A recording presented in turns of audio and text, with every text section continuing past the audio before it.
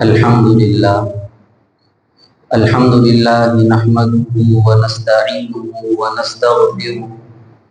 ونؤمن به ونتوكل عليه ونعوذ بالله من شرور أنفسنا ومن سيئات أعمالنا من يهده الله فلا مضل له ومن يضلله فلا هادي له ونشهد أن لا إله إلا الله وحده لا شريك له ونشهد أن سيدنا وحبيبنا ومولانا محمد وبارك وسلم أما بعد فقد قال الله تبارك وتعالى لقد كان لكم في رسول الله أسوة حسنة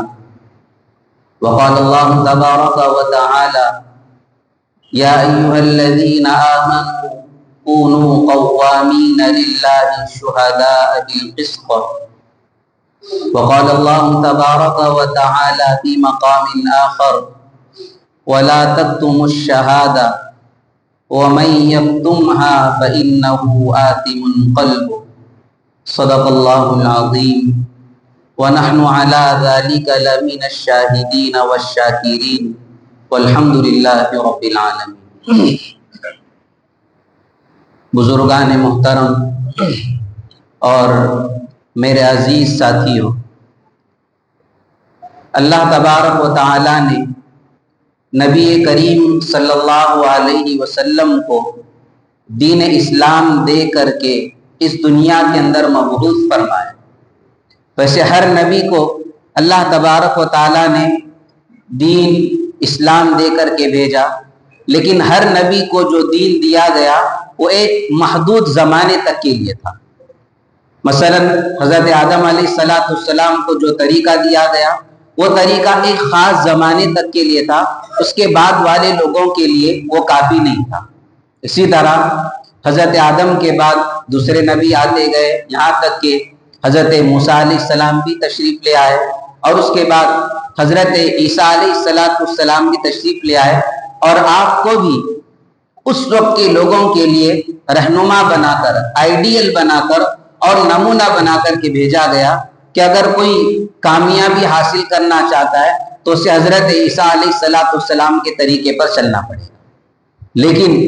یہ طریقہ بھی مکمل نہیں تھا۔ مکمل نہیں کا مطلب سمجھ لیں، اس میں کوئی عیب اور کوئی کمی نہیں تھی۔ اس زمانے تک کے لوگوں کو جتنی ضرورت تھی وہ سب اس پہ موجود تھا، لیکن آئندہ کے زمانے میں جو لوگ آنے والے تھے ان سارے لوگوں کے لیے اس کے اندر تعلیمات موجود نہیں تھی، کیونکہ جس طریقے سے انسان کا طریقہ ہوتا ہے کہ جس کی جتنی کیپیسٹی ہوتی ہے، جتنی طاقت ہوتی ہے، اسے اتنی ہی پاور کی گولی دی جاتی۔ تو اسی طرح جب لوگوں کے اندر جتنی طاقت تھی، اللہ تعالیٰ نے ان کے لیے اتنے احکامات مقرر کیے اور ان کے لیے نبی کو اتنی ہی تعلیمات دے کر کے بھیجے۔ پھر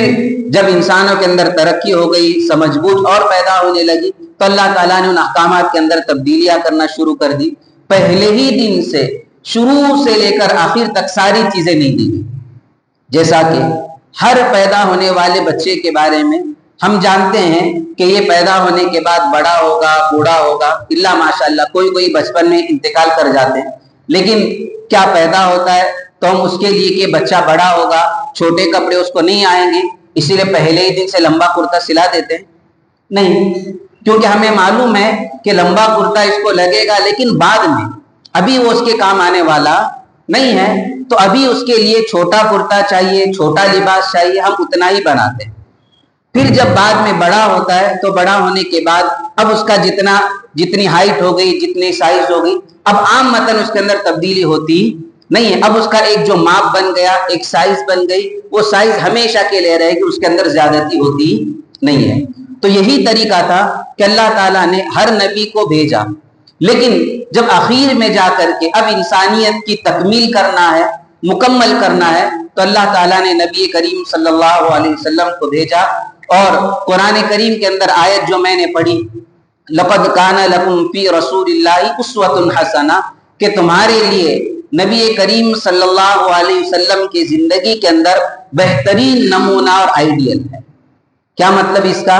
یعنی اب زندگی کا کوئی بھی شعبہ ہو، خواہ خوشی کا موقع ہو یا غم کا موقع ہو، کوئی اچھائی کا موقع ہو یا برائی کا موقع ہو، کوئی عبادت کرنے کا موقع ہو یا گناہ کو چھوڑنے کا موقع ہو، یہاں تک کہ پیدا ہونے سے لے کر موت تک، مرنے کے بعد سے لے کر دفنانے تک، وہاں سے لے کر کے قیامت تک، پھر وہاں سے جنت میں جانے تک، یا اللہ ہماری حفاظت فرمائے جہنم میں جانے تک، یہاں تک کی ساری چیزیں وہ ہے جو نبی کریم صلی اللہ علیہ وسلم کی زندگی میں آپ کی زبان مبارک سے نکلے ہوئے کلمات کے اندر موجود ہے۔ کوئی چیز ایسی ہے ہی نہیں کہ جس کی ہمیں دنیا کے اندر ضرورت پڑتی ہو اور نبی کریم صلی اللہ علیہ وسلم نے اس کی رہنمائی نہ فرمائی ہو۔ یہ تو میرے بات کی ابھی تمہید تھی، جس کا حاصل یہ نکلا کہ ہر چیز کی رہنمائی نبی کریم صلی اللہ علیہ وسلم کے یا تو عمل سے ثابت ہے یا نبی کریم صلی اللہ علیہ وسلم کے قول مبارک سے، جس کو ہم حدیث شریف کہتے ہیں، اس کے اندر ثابت ہے۔ اب آ جاتے ہیں اصل موضوع کے اوپر۔ جب یہ بات معلوم ہو گئی کہ ہر چیز کی رہنمائی آپ علیہ الصلوۃ والسلام کے پاس موجود ہے، تو زندگی گزارنے کا ایک دور جو آتا ہے، جو ابھی ہمارا چل رہا ہے، ایک انتخابی مرحلہ چل رہا ہے، پورے ملک کے اندر چل رہا ہے اور یہ دنیا کے الگ الگ ممالک کے اندر چلتا ہے، تو یقیناً نبی کریم صلی اللہ علیہ وسلم کی زندگی میں اس کی بھی رہنمائی موجود ہوگی کہ اگر تمہارے علاقے کے اندر، تمہاری زندگی میں اگر ایسے مراحل آ جاتے ہیں کہ انتخاب کرنا ہے، کسی ایک کو اپنا بڑا کر کے اپنی حکومت کا اقتدار اس کے ہاتھوں میں دینا ہے، اپنا بڑا بنا کر اس کے پیچھے تمہیں چلنا ہے، تو اس موقع پر تمہیں کیا کرنا پڑے گا؟ یہ ساری کی ساری چیزیں نبی کریم صلی اللہ علیہ وسلم کے احادیث میں ثابت ہیں۔ ہم یہ بات سمجھتے ہیں کہ یہ جو مرحلہ آ رہا ہے، جس کو انتخابی مرحلہ کہہ لے، یا اپنی زبان میں اتر کر میں کہتا ہوں کہ الیکشن کا مرحلہ آ رہا ہے، ووٹنگ کا مسئلہ آ رہا ہے، ہم اس کو یہ سمجھ کر کے بیٹھے ہیں کہ نہیں، شاید ابھی اس سال ہمیں اس کی ضرورت پڑی ہے، اس وجہ سے ہم لوگوں کو اس کے لیے کوئی طریقہ طے کرنا پڑے گا، تجویز کرنا پڑے گا، کوئی راستہ سوچنا پڑے گا۔ یاد رکھیے، یہ کوئی نیا طریقہ نہیں ہے، میں شروع ہی میں بتلا چکا ہوں۔ اس اعتبار سے نبی کریم صلی اللہ علیہ وسلم نے یہ چیزیں بھی ہمیں احادیث کے اندر بتا دی ہے کہ اگر ایسا مرحلہ تمہارے سامنے پیش آ جاتا ہے تو تمہیں اس موقع کے اوپر کیا کرنا چاہیے۔ لیکن بات دراصل یہ ہے کہ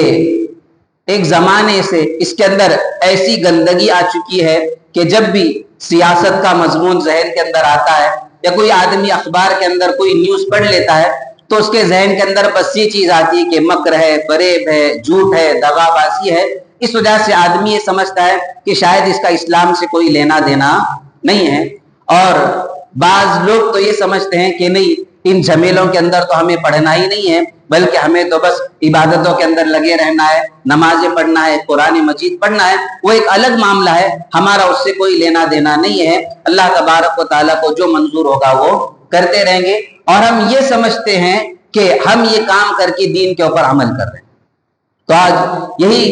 کچھ غلط فہمیاں جو ہمارے دلوں کے اندر ہیں، اور احادیث کے ذریعے سے جو اس سلسلے میں ہمیں رہنمائی ملتی ہے، میں انشاءاللہ آپ کے سامنے بیان کرنے کی کوشش کروں گا۔ ایک غلط فہمی تو لوگوں کے درمیان یہ ہے، لوگ یہ کہتے ہیں کہ اب وہ ماحول ایسا گندا ہو چکا ہے کہ اس لیے بہتر یہ ہے کہ ہم اس کے اندر نہ ہی پڑھیں، ہم کسی کو اپنا ووٹ ہی نہ دیں۔ تو دیکھیے، یہ سوچ جو پیدا ہوئی، یہ سوچ ہمارے بھولے پن کی وجہ سے پیدا ہوئی، حالات کا جائزہ نہ ہونے کی وجہ سے پیدا ہوئی۔ تو یہ سوچ تو خراب نہیں، لیکن اس سوچ کی وجہ سے اس کا جو نتیجہ ہو رہا ہے وہ نتیجہ بہت خطرناک ہے، اور اس نتیجے کا ہم کبھی بھی اس کی بھرپائی کرنا چاہیں تو نہیں کر سکتے۔ سوچ تو بہت اچھی تھی، آدمی یہ سوچ رہا ہے کہ نہیں، اب اس کے اندر گندگی آ گئی ہے، اب دشواری آ گئی ہے، اس لیے اب ہم اس کے اندر پڑھنا نہیں چاہتے۔ ٹھیک ہے، یہ سوچ تو تھی، لیکن اس کا نقصان یہ ہوا کہ اگر ہم لوگ اس سے بے دخل ہو رہے ہیں، ہم اس سے ہٹ رہے ہیں، اور ہم یہ سوچتے ہیں کہ نہیں، ہمیں کسی کو ووٹ بھی نہیں دینا ہے، ہمیں اپنی رائے بھی کسی کے سامنے قائم نہیں کرنا ہے، ہم اس کے متعلق خاموشی برتیں گے، ہم کچھ کرنا نہیں چاہتے، سوچ رہے ہیں کہ اس کا نتیجہ یہ ہونے والا کہ آہستہ آہستہ کرتے ہمارے لیے شریعت کے جو احکام ہیں، جو اسلام کی پہچان ہے، اور جن اعمال کے ذریعے سے ہمیں سکون حاصل ہوتا ہے، وہ اعمال کرنا بھی ہمارے لیے نہایت دشوار ہو جائے گا۔ اس کو ایک مثال سے سمجھ لیجئے، اگر کسی تالاب کے اندر گندگی پڑی ہوئی ہے، بہت سارے لوگوں نے لا کر کے اس کے اندر گندگی ڈال دی ہے، کپڑے ناپاک کپڑے پڑے ہوئے یا مٹی پڑی ہوئی ہے، کاغذ کے ٹکڑے وغیرہ بہت ساری چیزیں پڑی ہوئی، اب لوگ دیکھ رہے ہیں اس کو کہ نہیں اب یہ تالاب گندا ہو چکا ہے اور یہ حوض گندا ہو چکا ہے، اب اس کا پانی استعمال کرنے کے لیے لائق نہیں ہے، تو ٹھیک ہے یہ تو سوچ رہے ہیں، لیکن اگر یہ سوچ کر کے آدمی اس سے دور رہے اور خالی یہ کہتے رہے کہ نہیں یہ تالاب گندا ہو چکا ہے، اس کا پانی استعمال کرنے کے لائق نہیں ہے، تو یہ چاہے پوری زندگی بولتے رہے وہ تالاب تو گندا کا گندا ہی رہے گا، لوگ اور گندگیاں اس کے اندر ڈالتے ہی رہیں گے۔ تو اس لیے اس کا طریقہ کیا ہوگا؟ اب جب یہ کہہ رہے ہیں کہ تالاب گندا ہے، سب جانتے ہیں، تو اس کا طریقہ یہ ہے کہ ہم آگے بڑھیں، اس تالاب کی گندگی کو باہر نکالیں، اس کو اچھی طریقے سے صاف کریں، اور پھر اب اس کے اندر پانی ڈالیں گے تو تالاب بھی استعمال کرنے کے لائق ہو جائے گا، اس کا پانی انسان کی زندگیوں کو بچانے کے کام آ جائے گا۔ تو اسی طرح ایسا ہی ہے، اگرچہ اس کے اندر گندگی آ گئی ہے، بہت ساری گڑبڑیاں آ گئی ہے، دشواریاں آ گئی ہے، لیکن اس کا مطلب یہ نہیں ہے کہ مسلمان یہ سوچے کہ ہمارا اس سے کوئی لینا دینا نہیں، ہمارا اس سے کوئی تعلق نہیں۔ مسلمان ہرگز ایسا سوچ سکتا نہیں ہے، بلکہ مسلمان کو یہ سوچنا ہے کہ میں کس طریقے سے اس کے اندر آنے والی خرابیوں کو دور کروں، اس کے اندر جو تمام مسلمانوں کے لیے، انسانیت کے لیے جو دشواریاں آ رہی ہیں، ان دشواریوں کو ختم کرنے میں میرا کیا ہاتھ لگ سکتا ہے، وہ سوچ کر انسان کو اس کے اندر کام کرنے کی ضرورت ہے۔ اب احادیث کے اندر ہمیں اس سلسلے کے اندر روشنی ملتی ہے، جیسا کہ میں نے شروع میں کہا کہ بہت سارے لوگ اس سے ہٹ جاتے ہیں، اور ابھی ہم اپنا ہی جائزہ لیں، کتنے لوگ ایسے ہیں کہ جن کی ساری چیزیں بن چکی ہیں، وہ اپنی زندگی گزارنے کے لیے مثلا ٹو ویلر چلانا جانتے ہیں، بہت سارے لوگ فور ویلر چلانا جانتے ہیں، بہت سارے لوگوں نے اپنے کاروبار بنا رکھے ہیں، بہت سارے لوگوں نے اپنے ذاتی گھر بنا رکھے ہیں، کیونکہ آدمی سمجھ رہا ہے کہ یہ ساری میری ضرورت کی چیز ہے۔ لیکن اب کچھ لوگوں کے اندر تبدیلی آ گئی ہے، لیکن اس سے تھوڑا پہلے تک اگر ہم دیکھ لیتے تو اس وقت تک دیکھا جائے، اگر پوچھا جائے کہ آپ نے اپنا ووٹر کارڈ بنوایا ہے تو کہیں نہیں، ہم کو تو اس کی کوئی ضرورت ہے نہیں، یعنی یہ سمجھ رہے ہیں کہ اس سے ہمارا کوئی لینا دینا نہیں ہے۔ تو اسی سے سمجھ میں آتا ہے کہ بہت سارے لوگوں نے یہ سمجھا ہے کہ ہمارا کام نہیں بلکہ کسی اور کا کام ہے، ایسی چیز ہرگز نہیں ہو سکتی، بلکہ اس کا اسلام کے ساتھ بہت گہرا تعلق ہے۔ نبی کریم صلی اللہ علیہ وسلم کی سیرت مبارکہ کو آپ دیکھ لیجئے، آپ علیہ السلام کو جب نبوت عطا کی گئی تو اس وقت ایک زمانہ آپ مکہ المکرمہ کے اندر رہے، پھر جب اللہ تبارک و تعالیٰ نے حکم دیا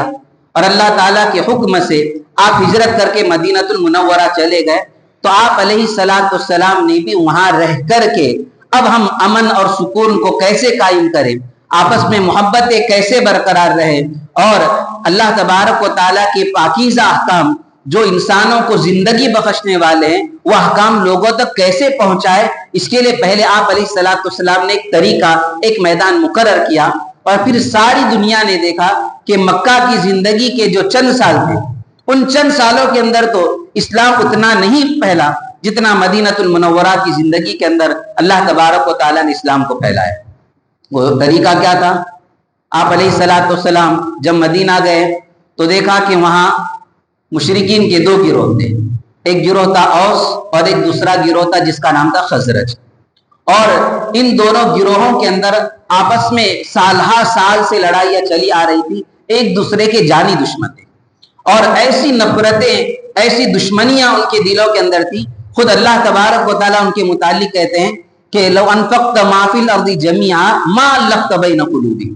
کہ ان کے دلوں کے اندر، اوس والوں کے دل میں خزرج کی، خزرج والوں کے دل میں اوس کی جو نفرت، جو دشمنی بھری ہوئی تھی، وہ ایسی تھی کہ اگر آپ اس نفرت کو، اس دشمنی کو مٹانا چاہیں تو زمین کی ساری نعمتیں، سونا چاندی ہیرے جواہرات اور بنگلے گاڑیاں سب کچھ دے دو، تب بھی آپ ان کے درمیان محبت پیدا نہیں کر سکتے تھے، لیکن اللہ تبارک و تعالیٰ نے ان کے درمیان محبت پیدا کرا دی۔ اور لیکن طریقہ کس نے اختیار کیا؟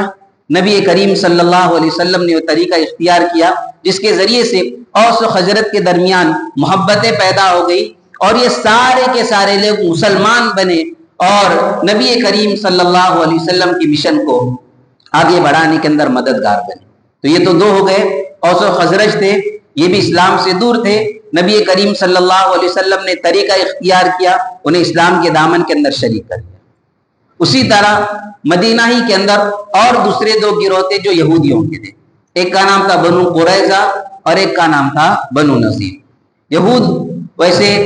बोलने के लिए तो ये हजरत मूसा अलैहिस्सलाम की कौम है, नाम तो है कि हम मूसा अलैहिस्सलाम को मानने वाले हैं, लेकिन हकीकत ये है कि ना उनका हजरत मूसा अलैहिस्सलाम पर ईमान है, ना अल्लाह तबारक व तआला पर ईमान है, ना तौरात को मानते ना उस पर अमल करते, बल्कि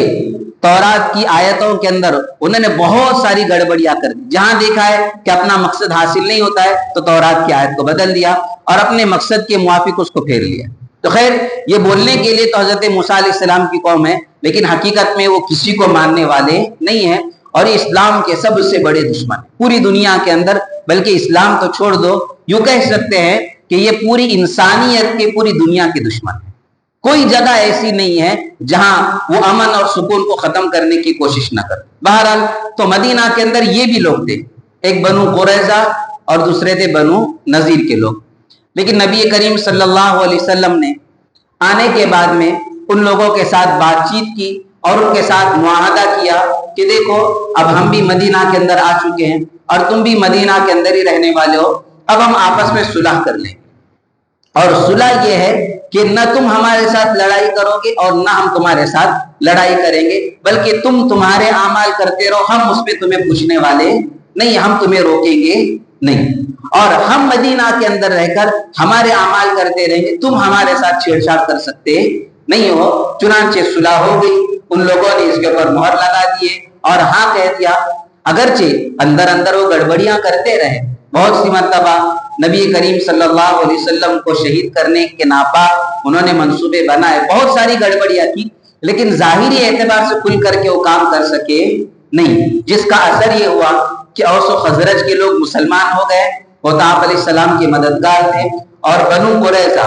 और बनु नज़ीर के लिए थे तो दुश्मन, लेकिन चूंकि सुलह हो गई थी इसलिए वो भी नबी करीम सल्लल्लाहु अलैहि वसल्लम के साथ खुल करके मुखालफत नहीं कर सके। तो आप अलैहिस्सलाम के लिए रास्ता हमवार हो गया और जितनी गंदगियां उस माहौल के अंदर, मुआशरे के अंदर, समाज के अंदर फैली हुई थी, नबी करीम सल्लल्लाहु अलैहि वसल्लम ने आहिस्ता आहिस्ता करते करते उन सारी की सारी गंदगियों को खत्म कर दिया, यहाँ तक कि चप्पे चप्पे के अंदर इस्लाम का बोलबाला होने लगा। तो इसका मतलब ये है कि ये सियासत, ये तरीका, ये खुद नबी करीम सल्लल्लाहु अलैहि वसल्लम ने हमें बतलाया है। तो एक गलत फहमी हमारे दिलों के अंदर ये पाई जाती है कि नहीं, इससे हमारा तो कोई लेना देना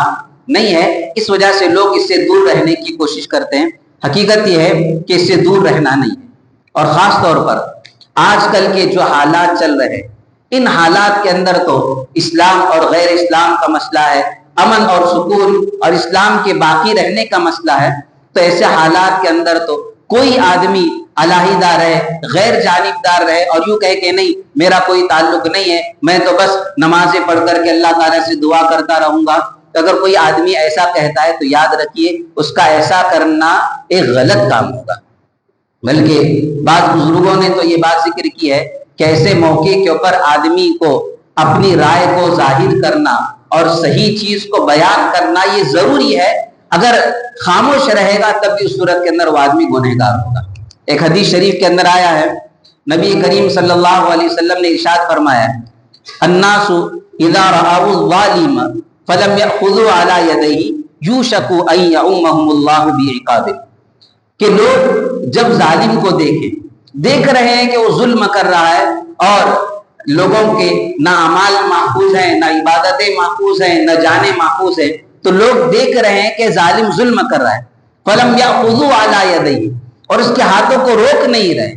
तो हो सकता है कि अल्लाह तबारक व तआला आम अजाब उनके ऊपर मुब्तला करे और उन सबको बर्बाद कर दे। अब ये जहन में रखिए, आम अजाब मुब्तला करने का अब मतलब ये नहीं है कि अल्लाह ताला आसमान से पत्थरों की बारिश बरसाएंगे या आसमान से आग के अंगारे बरसेंगे, या कि अल्लाह इस जमाने में हज़रत जिब्रील अलैहिस्सलाम को भेजेंगे और वो एक चिंगाट लगाएंगे जिसकी वजह से सारे कलीजे फट करके मुंह को आ जाएंगे, जैसे पिछली उम्मतों के अंदर हो। ऐसा अजाब आने वाला नहीं है, बल्कि अब अजाब का मतलब यह है कि अगर हम जालिमों के हाथ को नहीं रोकेंगे तो अल्लाह तबारक व तआला उन जालिमों को हम पर मुसल्लत करेंगे। تو اس لیے ضرورت اس بات کی ہوگی کہ جب ہم دیکھیں کہ ظالم ظلم کر رہا ہے تو اس کے ہاتھوں کو روکے، اس کے ظلم کو روکے۔ اب ظلم کو روکنا کیسے ہے؟ تو اس کے بہت سارے طریقے ہیں، لیکن ایک آسان لفظ آج کے حالات کے اعتبار سے سمجھاتا ہوں کہ جس وجہ سے وہ ظلم کر رہا ہے، اس کو ظلم کرنے کا اختیار جس بنیاد پر ملا ہے، اس وجہ ہی کو ختم کر دو تو اس کا ظلم ہی ختم ہو جائے گا۔ تو بالکل واضح بات ہے کہ آج جو ظلم ہو رہا ہے وہ ظلم کس بنیاد کے اوپر ہم سب اچھی طریقے سے جانتے ہیں، اور اس ظلم کو ختم کرنے کے لیے کوشش کرنا ہمارے ہاتھ میں۔ میں کہہ رہا ہوں کوشش کرنا، ہٹانا نہیں، تو کوشش کرنا ہمارے بس میں ہے۔ اگر ہم اتنی کوشش کریں گے تو انشاءاللہ اللہ تبارک و تعالیٰ کے یہاں ہمیں پھر جواب دینے کی کوئی ضرورت ہوگی نہیں۔ ہم کہہ سکیں گے کہ اللہ جتنی طاقت ہمارے پاس موجود تھی ہم نے اتنی طاقت کا استعمال کیا ہے، پھر ہم آگے آپ کے حوالے ہو گئے تھے اور آپ کا جو کچھ فیصلہ تھا ہم اس فیصلے کے اوپر راضی ہو گئے۔ تو ایک چیز تو یہ ہے کہ ظالم کو جب ظلم کرتا ہوا دیکھیں تو اس سے ظلم کو روکنا چاہیے۔ تو اس سے سمجھ میں آتا ہے کہ یہ جو انتخابات کے مراحل آنے والے ہیں، یہ جو ووٹ دینے کا مسئلہ آنے والا ہے، اس سے سمجھ میں آتا ہے کہ جب ظالم ظلم کر رہا ہے اپنے زمانے اقتدار کے اندر رہ کر، اپنے عہدے کے اوپر بیٹھ کر کے، تو اس کو ظلم سے روکنا ضروری ہے۔ اور اس کا طریقہ یہ ہے کہ ہم صحیح آدمی کو ووٹ دیں۔ تو اس کا مطلب یہ ہوگا کہ ووٹ دینا حدیث کے ذریعے سے ثابت ہوتا ہے کہ عبادت کا کام ہوگا۔ کچھ لوگ یہ کہتے ہیں کہ نہیں، اگر ہم ووٹ نہیں دیں گے تو اس صورت میں گناہ کیا ہوگا؟ بس یہ ہے کہ ہم نے اپنی رائے ظاہر نہیں کی تو اس میں گناہ کیا؟ تو یاد رکھیے احادیث کے ذریعے اور قرآن مجید سے ووٹ نہ دینے کے نقصانات بھی ثابت ہیں۔ ایک حدیث کے اندر یہ آیا ہے، من اذل عنده مسلم فلم ينصره ويقدر على نصرته، کہ جس آدمی کے سامنے کسی کو ذلیل کیا جائے اور وہ آدمی اس مسلمان کی مدد نہ کرے، حالانکہ وہ اس کی مدد کرنے کے پر قادر تھا، اذلہ اللہ علی رؤوس الخلائق، تو اس آدمی کو اللہ تبارک و تعالی تمام لوگوں کے سامنے رسوا کرے۔ حدیث کا مفہوم یہ ہوا کہ اگر دیکھا جا رہا ہے کہ کسی جگہ کے اوپر مسلمان کو ذلیل کیا جا رہا ہے، رسوا کیا جا رہا ہے، اسے پریشان کیا جا رہا ہے، اور مسلمان اس کی نصرت پر قادر تھا لیکن پھر بھی اس نے اس کی نصرت نہیں کی، تو اس صورت میں اللہ تعالیٰ اسے سزا یہ دے گی کہ تمام لوگوں کے سامنے اسے رسوا کریں گے۔ اب ہم کہیں گے کہ بہت سارے مسلمانوں کو رسوا کیا گیا اور بہت سارے مظلوم لوگوں کو رسوا کیا گیا، لیکن اس کی مدد کرنا ہمارے ہاتھ میں نہیں تھا۔ تو میں ابھی کہہ چکا ہوں کہ مدد کرنا ہمارے ہاتھ میں ہے، ہماری قدرت میں یہ ہے کہ جس بنیاد پر وہ مسلمان کو رسوا کر رہا ہے ہم اس کی اس وجہ ہی کو ختم کر دیں۔ اگر ہم اس وجہ کو ختم نہیں کریں گے تو حدیث کہتی اذلہ اللہ علی رؤوس الخلائق، ایک مسلمان کو تم نے ذلیل ہوتے ہوئے دیکھا، رسوا ہوتے ہوئے دیکھا، لیکن تم نے اس کی نصرت اور مدد نہیں کی، تو اللہ تعالیٰ تمام لوگوں کے سامنے تمہیں رسوا کریں گے۔ تو اگر ہم بھی ان مظلوموں کی مدد کے لیے کھڑے نہیں ہوں گے، ذلیل کیے جانے والے لوگوں کی مدد نہیں کریں گے، تو اللہ حفاظت فرمائے کہیں ایسا نہ ہو کہ اللہ تبارک و تعالیٰ بھی تمام لوگوں کے سامنے ہمیں رسوا کر دے۔ قرآن مجید ہی کیا ایک آیت ہے، وَلَا تَكْتُمُوا الشَّهَادَةَ وَمَن يَكْتُمْهَا فَإِنَّهُ آثِمٌ قَلْبُهُ۔ یہ جو ووٹ دیا جائے گا، یہ انتخابی مراحل کے اندر ہم کسی کو ووٹ دے کر کے اپنی رائے ظاہر کریں گے، قرآن اور حدیث کی روشنی سے یہ بات ثابت ہوتی ہے کہ اس کی حیثیت گواہی کی، یعنی ہم گواہی دے رہے ہیں کہ یہ آدمی اچھا کام کر سکتا ہے، اور گواہی کے متعلق قرآن یہ کہہ رہا ہے وَلَا تَكْتُمُوا الشَّهَادَةَ کہ تم گواہی کو مت چھپاؤ۔ یعنی اگر کبھی تم سے گواہی طلب کی جائے، اگر کبھی گواہی دینے کا موقع آ جاتا ہے تو تمہیں گواہی دینا چاہیے۔ گواہی کے دونوں طریقے، اپنی زبان سے گواہی دی جائے یا لکھ کر کے گواہی دی جائے، لیکن اور ایک تیسرا طریقہ ہے کہ اپنی انگلی کے ذریعے سے بٹن دبا دیا جائے، تو یہ بھی گواہی کا طریقہ ہے۔ تو قرآن کہہ رہا ہے کہ تم گواہی کو مت چھپاؤ بلکہ گواہی دو۔ زبان سے دے سکتے ہیں، زبان سے دو، ہاتھ سے لکھ کر دے سکتے ہیں تو لکھ کر کے دو، اور جیسا کہ انتخابی مراحل کے اندر ہوگا ہم اپنی انگلی کے ذریعے بٹن دبا کر کے دیں گے، وہ بھی گواہی دو۔ اگر تم ایسا نہیں کرتے وَمَن يَكْتُمْهَا فَإِنَّهُ آثِمٌ قَلْبُهُ، اور جو اس گواہی کو چھپائے گا تو یاد رکھیے کہ اس کا دل گنہگار ہے، اور جب دل گنہگار ہوگا تو اس کا مطلب ہے کہ اس کا پورا وجود ہی گنہگار ہوگا۔ اس لیے ہم ہرگز اس کو یہ نہیں سمجھ سکتے ہیں کہ ووٹ دینا ایک علیحدہ چیز ہے اور اس کا دین اسلام سے کوئی تعلق نہیں ہے، اور حدیث کے اندر ہمیں اس کے متعلق کوئی رہنمائی نہیں دی گئی، ایسی ہرگز بات نہیں ہے۔ بلکہ حدیث کے اندر اس کی رہنمائی دی گئی۔ اور ایک حدیث کے اندر آیا ہے، نبی کریم صلی اللہ علیہ وسلم نے ارشاد فرمایا ہے کہ جب کسی آدمی کو گواہی دینے کے لیے بلایا جائے اور وہ گواہی دینے کے لیے نہ آئے تو وہ جھوٹی گواہی دینے والا شمار کیا جائے گا۔ یعنی پہلے ایک عام مسئلے کے اندر بتلاتا ہوں، پھر یہاں سے جوڑ دیں گے۔ مثلاً دو لوگوں کے درمیان کوئی معاملہ ہوا ہے اور ان میں سے ایک آدمی نے کسی دوسرے آدمی کے پیسے لیے ہیں اور وہ پیسے دینے کے لیے تیار نہیں ہے۔ ایک آدمی اس معاملے کو جانتا ہے کہ وہ جانتا ہے کہ سامنے والے آدمی نے اس کے پاس سے پیسے لیے ہیں، میں نے اپنی آنکھوں سے اس چیز کو دیکھا ہے۔ تو اب اسے بلایا گیا کہ بھائی دیکھو، دو لوگوں کا معاملہ ہے، کورٹ کے اندر یا اسلامی عدالت کے اندر ان کا مقدمہ چل رہا ہے، تم گواہی دینے کے لیے آ جاؤ۔ اب اسے بلایا گیا لیکن وہ گواہی دینے کے لیے آتا نہیں ہے، کہتا ہے کہ میں نہیں آ سکتا، یا کہ جواب دیے بغیر کہیں چلا گیا۔ تو حالانکہ وہ گواہی نہیں دے رہا ہے، خاموش ہے، لیکن حدیث یہ کہتی ہے کہ یہ خاموش رہنا جھوٹی گواہی دینے کے درجے کے اندر ہو جائے گا، کیونکہ اس کے خاموش رہنے کی وجہ سے ایک صحیح آدمی کو جو حق ملنا چاہیے تھا وہ حق نہیں ملتا ہے۔ اور جھوٹی گواہی دینے کا کیا انجام ہوگا؟ حدیث کے اندر آتا ہے، نبی کریم صلی اللہ علیہ وسلم نے ارشاد فرمایا، الا اخبرکم باکبر الکبائر، کیا میں تمہیں کبیرہ گناہوں میں سے بھی جو بڑے ہیں، یعنی بڑے کبیرہ گناہ تمہیں نہ بتلاؤں؟ نبی کریم صلی اللہ علیہ وسلم کا لوگوں کو دین سکھانے کا طریقہ یہ تھا کہ وہ الگ الگ انداز اختیار کرتے۔ اگر سیدھے آپ علیہ السلام یہ کہتے کہ دیکھو فلاں فلاں فلاں گناہ بڑا گناہ، اس کو چھوڑ دو، تو ہو سکتا ہے کہ کسی کا ذہن کسی اور جگہ کے اوپر ہو، اس کے گھر کا کوئی معاملہ ہو، اس وجہ سے اس کی توجہ نہ رہے اور وہ سن نہ پائے۔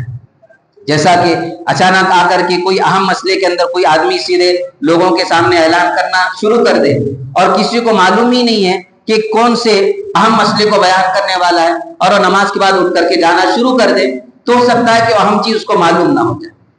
لیکن اگر نماز کے بعد اعلان کیا گیا کہ بھائی 2 منٹ کے لیے رک جاؤ، بہت اہم بات آپ کے سامنے بیان کی جانے والی ہے، اگر آپ اس بات کو نہیں سنیں گے تو آپ کو بعد میں پچھتانا پڑے گا،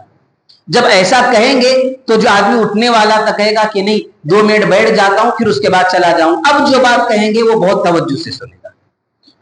تو حضور اکرم صلی اللہ علیہ وسلم کا بھی یہی طریقہ تھا کہ لوگوں کے ذہن کو پہلے اپنی طرف متوجہ کرتے تھے کہ صحابہ میری بات کو اچھی طرح سنیں، توجہ کے ساتھ سنیں اور پھر وہ لوگوں تک نقل کریں۔ اسی لیے نبی کریم صلی اللہ علیہ وسلم نے صحابہ سے پہلے یہ پوچھا، الا اخبرکم باکبر الکبائر، کیا میں تمہیں بڑے بڑے گناہ نہ بتلاؤں؟ جب پوچھا گیا تو ظاہر ہے صحابہ کہیں گے اللہ کے نبی ضرور بتلائیے بڑے گناہ کون سے ہیں تاکہ ہم ان گناہوں سے بچنے کی کوشش کریں۔ اب دیکھیے جب سوال کیا تو صورت میں صحابہ آپ علیہ الصلوۃ والسلام کی جانب متوجہ ہو گئے، تو نبی کریم صلی اللہ علیہ وسلم اس طریقے سے بیٹھے ہوئے تھے آرام سے ٹیک لگا کر، تو جب صحابہ نے کہا کہ اللہ کے نبی بتلائیے تو آپ نے پہلا کہا الاشراک باللہ، اللہ کے ساتھ کسی کو شریک ٹھہرانا شرک ہے، ایک معاف نہیں ہوگا، سیدھے جہنم کے اندر جانا ہے۔ دوسری بات ذکر کی حقوق الوالدین، والدین کی نافرمانی کرنا، ایک بڑا گناہ بتلایا، اللہ کے ساتھ کسی کو شریک ٹھہرانا، اللہ ہماری حفاظت فرمائے، خواہ وہ کسی بھی طریقے سے ہو، ہم اللہ تعالیٰ کے ساتھ کسی کو شریک ٹھہرائے، عبادت کے اندر ٹھہرائے یا صفات کے اندر ٹھہرائے، کسی بھی چیز میں ٹھہرائے، وہ شرک ہو جائے گی۔ یہ اپنا ایک مستقل موضوع ہے، بہت ساری تفصیلات ہیں۔ اگر کوئی آدمی اللہ کے ساتھ شریک ٹھہراتا ہے یہ بہت بڑا گناہ ہے اور یہ معاف نہیں ہوگا، سیدھا آدمی جہنم میں جائے۔ دوسرا ذکر کیا حقوق الوالدین، والدین کی نافرمانی کرنا۔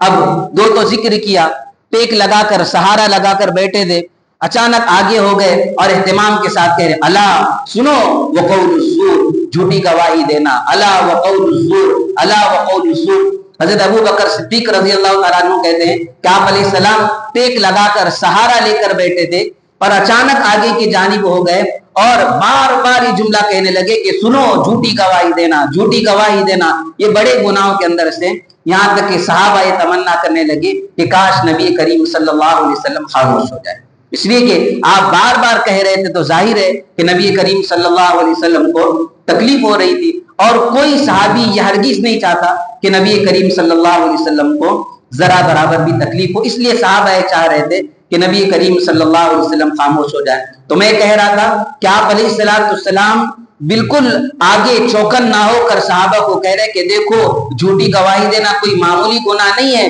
بلکہ بہت بڑا گناہ ہے, اس لیے اس گناہ سے تمہیں بچنا چاہیے. تو جو آدمی ضرورت پڑنے کے اوپر گواہی نہیں دیتا تو گواہی نہ دینے والا جھوٹی گواہی دینے والے کے درجے میں ہو جائے گا, یعنی وہ بھی کیا کام کر رہا ہے, گناہ کبیرہ کر. ایک نقصان تو یہ ہوا. بہرحال میں نے پہلی غلط فہمی آپ کے سامنے یہ ذکر کر دی کہ لوگ یہ سمجھتے ہیں کہ آج کل اب اس کے اندر گندگی آ گئی ہے اس لیے اس میں ہاتھ ڈالنے کی ضرورت نہیں ہے. تو یاد رکھیے یہ ایک غلط سوچ ہے. گندگی آ گئی ہے تو اس کو دور کرنا ہے, اور اس کا طریقہ یہ ہے کہ ہم صحیح طریقے کے اوپر اپنے ووٹ کا استعمال کریں تاکہ اللہ تبارک و تعالیٰ بہترین فیصلے فرمائے. دوسری ایک غلط فہمی عام چیزوں کی طرح اس کے اندر یہ ہے کہ لوگ یہ سمجھتے ہیں کہ دیندار ہونے کا مطلب یہ ہے کہ ہم نماز پڑھنے والے بن جائیں, قرآن مجید پڑھنے والے بن جائیں, تسبیح پڑھنے والے بن جائیں, حج اور عمرہ کریں اور دوسری عبادتیں کریں. یعنی یہ سمجھ لیا ہے کہ دیندار ہونے کا ٹارگٹ اتنا ہی ہے کہ ہم نمازی بن جائیں, قرآن پڑھیں, حج روزہ وغیرہ کریں, اور باقی جتنے کام ہیں, معاملات ہیں, کاروبار ہے, لین دین ہے, ان ساری چیزوں کو ہم نے عبادت سمجھا ہی نہیں ہے, دین سمجھا ہی نہیں ہے. بس سمجھتے ہیں کہ دین اسی چیزوں کا نام ہے. تو وہی لوگ یہ سمجھتے ہیں کہ ووٹ دینا یہ بھی کوئی دین کا حصہ نہیں ہے, اس لیے کہتے ہیں کہ دینے کا ارادہ ہو تو دے دو, اور اگر نہ دینے کا ارادہ ہو تو کوئی حرج کی بات نہیں ہے, اس میں کوئی برا ہونے والا نہیں ہے. یاد رکھیے جیسا کہ میں نے ابھی ذکر کر دیا کہ ووٹ دینا یہ گواہی ہے, اور صحیح گواہی دینا انسان کے لیے ضروری ہے. جب ضرورت ہو اسے بلایا جائے, طلب کیا جائے کہ بھائی آپ کی گواہی کی ضرورت ہے, آپ کی رائے دینے کی ضرورت ہے, آپ کے ووٹ کی ضرورت ہے, تو اس صورت میں کسی آدمی کو ہرگز اس کی گنجائش باقی نہیں رہتی کہ وہ پیچھے ہٹے, بلکہ اس کو آگے آنا پڑے گا. بلکہ اس میں بھی افضل طریقہ میں آپ کو بتلا دیتا ہوں. نبی کریم صلی اللہ علیہ وسلم نے ارشاد فرمایا, ایک حدیث کے اندر آیا ہے کہ آپ علیہ السلام فرماتے ہیں کیا تم جانتے ہو کہ سب سے بہترین گواہ کون ہے؟ تو خود نبی کریم صلی اللہ علیہ وسلم نے فرمایا الذی یأتی بالشہادۃ قبل ان یسألھا, اس آدمی کی گواہی سب سے بہترین ہے کہ اس سے مطالبہ کیا نہیں گیا, اس سے کسی نے کہا نہیں, لیکن خود سے آ کر کے وہ گواہی دے دے, ایسی گواہی سب سے بہترین ہے. یعنی وہ جانتا ہے کہ یہ معاملہ صحیح ہے اور یہ معاملہ غلط ہے, اور ابھی تک اس کو کسی نے بلایا نہیں ہے, لیکن وہ جانتا ہے کہ میری اس گواہی دینے کی وجہ سے ایک حقدار آدمی کو اس کا حق ملے گا, ایک ظالم آدمی کو اس کے ظلم کی سزا ملے گی. یہ سوچ کر کے اسے کسی نے بلایا نہیں ہے, خود سے جا کر کے وہ گواہی دیتا ہے, تو اس گواہ کو نبی کریم صلی اللہ علیہ وسلم کہہ رہے کہ یہ سب سے بہترین گواہ ہے. تو حاصل ان باتوں کا یہ ہے کہ ووٹ دینا یہ بھی گواہی ہے, اور نہ دینے کے بہت سارے نقصانات ہیں. اللہ تبارک و تعالیٰ نے ایسے آدمی کو گنہگار شمار کیا ہے, جھوٹی گواہی دینے والا شمار کیا ہے. اور تیسری اس کے اندر چیز یہ ہے کہ ظلم ہو رہا ہے, یہ آدمی ظلم کے روکنے پر قدرت رکھتا تھا, پھر بھی یہ اس ظلم کو روکنے کے اندر کوشش نہیں کر رہا ہے, تو اللہ تبارک و تعالیٰ اس کو تمام لوگوں کے سامنے رسوا کریں گے. اگر پھر اللہ نہ کرے ہمارے مقدر کے اندر رسوائی آ جائے, اللہ حفاظت کرے, اور اللہ تعالیٰ دنیا میں بھی عزت عطا فرمائے, آخرت میں بھی عزت عطا فرمائے, لیکن اگر اللہ نہ کرے کہیں رسوائی کا سامنا کرنا پڑ جائے تو ہمیں اپنے گریبانوں کے اندر جھانکنا پڑے گا کہ شاید کہیں تو ہم نے نبی کریم صلی اللہ علیہ وسلم کی تعلیمات کو چھوڑ دیا ہے. اگر نبی کی تعلیمات پر ہم آتے تو ہمیں ایسی ہرگز رسوائی اور ذلتی کا سامنا نہ کرنا پڑتا. یہ تو خاص میں نے اس موقع کے اعتبار سے بات ذکر کر دی, اس لیے ہر آدمی کو یہ کوشش کرنا ہے کہ چاہے کچھ بھی ہو جائے اس کو عبادت سمجھے. یاد رکھیے اسی لیے میں نے یہ ساری احادیث اور قرآن کی آیتیں ذکر کی ہے, اس کو عبادت سمجھنا ہے, کیونکہ ظلم کرنا تو گناہ ہے نا, اور ظلم کو روکنا کیا ہے, عبادت ہے. تو ہم یہ جو ووٹ دیں گے, یہ ووٹ دینا ظلم کو روکنے کی خاطر ہے, تو یہ عبادت ہے, اس میں ثواب ملے گا. ہمیں عبادت سمجھ کر کے ہر ایک کو بڑے اہتمام کے ساتھ ادا کرنے کی ضرورت ہے. یہ تو میں نے خاص اس انتخابی اعتبار سے ذکر کیا. اب اس سے تھوڑا سا ہٹ کر اسی گواہی کے اعتبار سے ذکر کرتا ہوں. جیسا کہ میں نے ذکر کیا کہ سچی گواہی آدمی کو ذکر کرنا چاہیے. قرآن مجید کے اندر بھی ذکر کیا گیا ہے کہ اے ایمان والو تم سچی گواہی دو. اگرچہ وہ گواہی تمہارے رشتہ داروں کے خلاف پڑ ہو. یہی گواہی ہے، لیکن تھوڑا سا میں اس موضوع سے ہٹ کر کے بات کر رہا ہوں. یہ خاص ایک موقع کے لیے نہیں ہے، بلکہ پوری دنیا کے، پوری زندگی کے مسائل کے لیے ذکر کیا گیا ہے کہ کبھی بھی تمہاری زندگی کے اندر اگر گواہی دینے کا مسئلہ آ جائے تو اس صورت میں تمہیں سچی گواہی دینا ہے، سچی بات بیان کرنی ہے. اگرچہ اس سچی بات کا نقصان تمہارے رشتہ دار کے اوپر پڑ رہا ہو، تمہارے اس گواہی دینے کی وجہ سے تمہارے بھائی کا نقصان ہو رہا ہو، تب بھی تمہیں کوئی پرواہ کرنا نہیں، بلکہ سچی بات کہنی. اب ہوتا یہ ہے کہ بعض مرتبہ کوئی آدمی ایسا ہوتا ہے کہ لوگوں کے درمیان وہ سچ بولنے میں، ایمانداری کے اندر مشہور ہے، اس لیے لوگ اپنے معاملات کے اندر اسے گواہ بنا لیتے ہیں. خواہ کوئی بھی مسئلہ ہو، جیسا کہ نکاح کا مسئلہ ہے تو اس نکاح کے مسئلے کے اندر اس کو گواہ بنا لیا گیا، یا یہ کہ کاروبار کا مسئلہ ہے، اس کاروبار کے مسئلے کے اندر اسے گواہ بنا لیا جاتا ہے. اور ان دونوں کے درمیان جو باتیں ہوئی ہیں وہ ان ساری باتوں کو سنا ہوا ہے، ساری باتیں یاد ہیں.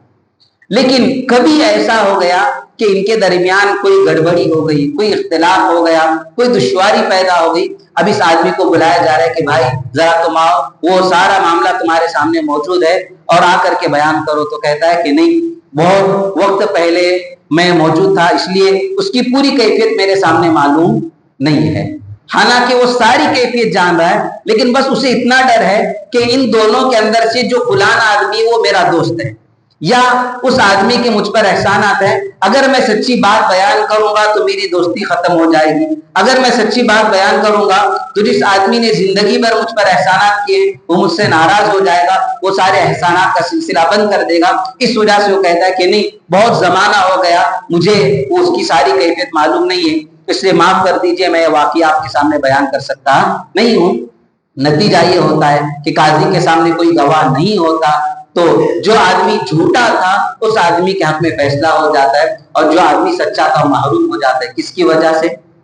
یہی سچی گواہی نہ دینے کی وجہ سے. اب بعد میں آ کر کے اس کے سامنے کہے گا کہ نہیں، میں مجبور تھا اور فلانے آدمی سے میرے تعلقات ہیں، اگر میں سچی بات بیان کر دیتا تو وہ مجھ سے ناراض ہو جاتا. تو قرآن کریم صاف کہہ رہا ہے کہ ولو کانا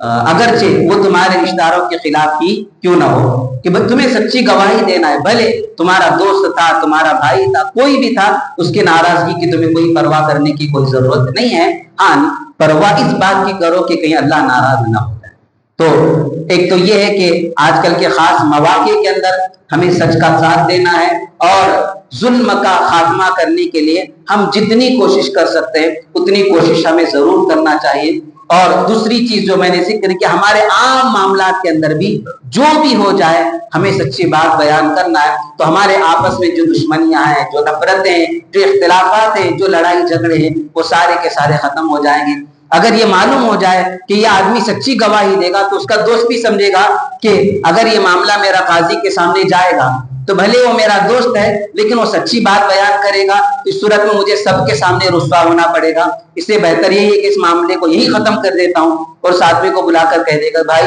تیرے پیسے لے لے، میں نے تیرے پاس سے پیسے لیے، اور اس بات کو یہی رفع دفع کر دے. مظلوم کو اس کے پیسے مل گئے، اور جو آدمی ظلم کرنا چاہتا تھا لیکن معلوم ہوا کہ ہم لوگ اس کے متعلق جھوٹی گواہی دینے والے نہیں ہیں، تو وہ بھی ظلم کرنے سے رک جائے گا. اس لیے ہمیں تمام چیزوں کی جانب توجہ دینے کی ضرورت ہے. اب کچھ کرنے کے کام ہیں، چونکہ میں نے شروع ہی کے اندر ذکر کیا تھا کہ جب یہ دین اللہ تعالیٰ نے مکمل بنایا ہے، اور قرآن یہ کہہ رہا ہے کہ لقد کان لکم فی رسول اللہ اسوۃ حسنہ، کہ نبی کریم صلی اللہ علیہ وسلم کی زندگی میں ہمارے لیے بہترین نمونہ اور آئیڈیل موجود ہے. تو ان حالات کے اندر ہمیں کیا کرنا ہے وہ بھی ضرور موجود ہوگا. تو ایک کام تو میں نے ذکر کر دیا تھا کہ ہر آدمی کو بڑے اہتمام کے ساتھ ووٹ دینا ہے، اور یاد رکھیے بسم اللہ کہہ کر کے دیں، کیونکہ حدیث کے اندر آیا ہے نا، ہر اچھے کام کو کس سے کرنا چاہیے؟ بسم اللہ کے ساتھ کہنا چاہیے.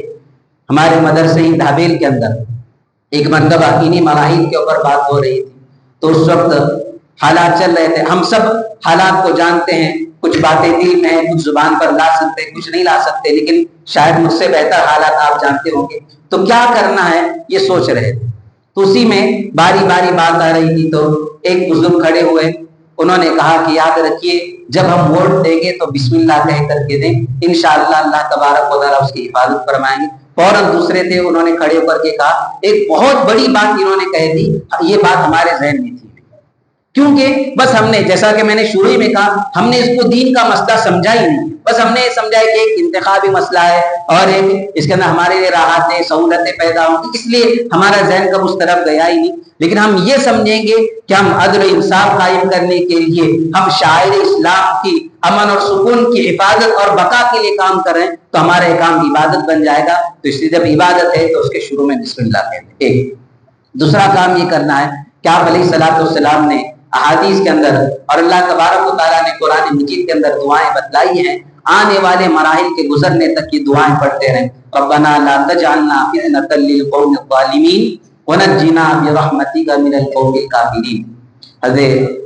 فرعون کی بیوی حضرت آسیہ رضی اللہ تعالیٰ عنہا کی بھی دعا ہے, ربی ابن لی عندک بیتا فی الجنہ ونجنی من فرعون وعملی ونجنی من القوم الظالمین. تو یاد رکھیے اللہ تعالیٰ تو سب کچھ سننے والے ہیں. دیکھا کہ حضرت آسیہ کے اندر برداشت کی ایک طاقت تھی, بڑے مصائب ان پر آئے, بڑی آزمائش ان پر آئی, اتنی آزمائش ہم پر آئی بھی نہیں اور انشاءاللہ آئے گی بھی نہیں. جس کا جتنا ظرف ہوتا ہے, جس کے اندر جتنی طاقت ہوتی ہے, اللہ اتنا ہی آزماتے ہے. حضرت آسیہ بہت بڑی, بہت پختہ ایمان تھا, تو اللہ تعالیٰ نے اتنی زیادہ آزمائش ان کی. لیکن اب وہ آزمائش آنے والی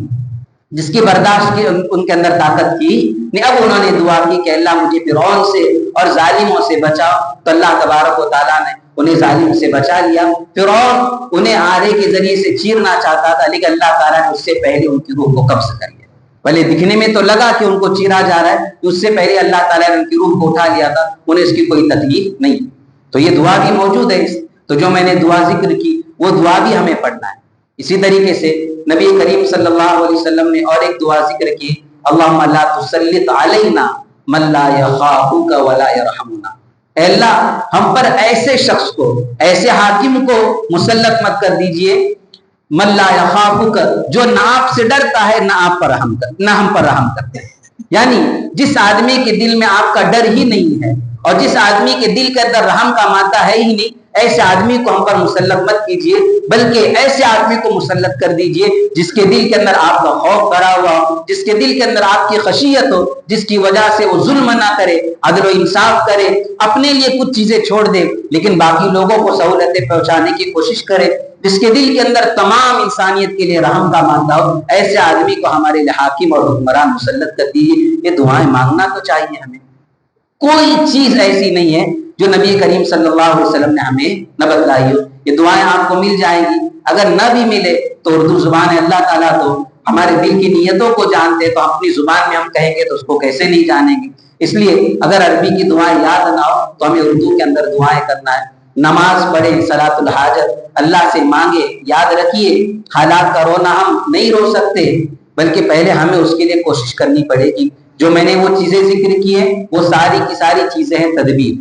کہ ہم اپنے ووٹر کارڈ بنوا لیں اور اپنی تحقیق کریں, سب کو جا کر کے ووٹ دلائیں بسم اللہ کہہ کر کے, یہ تدبیر ہوگی. اور پھر ساتھ ساتھ میں اللہ تبارک و تعالیٰ سے دعا کریں, نماز پڑھے. اب اس کے بعد توکل. ہم پہلے سے کہہ کر کے بیٹھ جائیں کہ نہیں اللہ تعالیٰ کے پر ہمارا بھروسہ ہے, اللہ جو کریں گے وہ ہو جائے گا, تو پھر میں کہتا ہوں کہ ہماری گاڑیاں یہاں نہ لگائیں, بلکہ بیچ راستے کے اوپر لگائیں جہاں کوئی کیمرہ نہ ہو, اور اپنی گاڑی کے اوپر چابی بھی ایسے چھوڑ کر کے آ جائے کہ اللہ کی ذات پر بھروسہ ہے. نہیں, ہم کیا کریں گے, جہاں کیمرہ ہے وہاں گاڑی لگائیں گے, لاک کریں گے, آ جائیں گے. تو یہ تو حدیث کہتی ہے قید و توکل, پہلے قید کرو, مقید کرو, تالا لگاؤ, پھر اس کے بعد اللہ کی ذات پر بھروسہ کرو. یعنی پہلے تدبیر کرنا ہے, ہم سے جتنا ہو سکتا ہے وہ سب کچھ کرنا ہے, پھر اللہ تعالیٰ کے حوالے کرنا ہے کہ اللہ اتنا ہمارے بس میں تھا, یہ ہم نے کر لیا, اب آپ کی ذات پر ہم بھروسہ کر کے بیٹھتے ہیں کہ انشاءاللہ اتنی ساری امت دعائیں کر رہی ہے, آپ سے مدد مانگ رہی ہے, اور اپنے بس میں جتنا کام تھا وہ سب کچھ کر لیا. انشاءاللہ ہماری محنتوں کو اللہ آپ ضائع نہیں کریں گے. پہلے تدبیر کریں, پہلے انتظامات کریں, پھر اللہ تبارک و تعالیٰ کی ذات کے اوپر بھروسہ کریں. انشاءاللہ اللہ تبارک و تعالیٰ ہماری ضرور مدد فرمائیں گے. اس لیے آخر میں پھر آپ کے سامنے یہی باتیں ان کا خلاصہ ذکر کرتا ہوں کہ میں نے جو باتیں آپ کے سامنے بیان کی, خاص طور پر ووٹ کے سلسلے میں, یہ بہت اہم اور سنگین مسئلہ ہے. اسے نہایت سنجیدگی کے ساتھ اسے ہمیں لینا ہے اور اللہ تبارک و تعالیٰ سے دعا بھی کرنا ہے. اللہ تبارک و تعالیٰ سے اپنا تعلق خوب مضبوط کر کے رو رو کر کے دعائیں کرنا ہے. اور پھر موقع کے اوپر صحیح طریقے پر اپنا ووٹ دیں. انشاءاللہ اللہ تبارک و تعالی ہماری ضرور مدد فرمائیں گے. اللہ تعالی ہمیں صحیح سمجھ عطا فرمائے اور دین اسلام کی اور ہماری حفاظت. جن کی سنت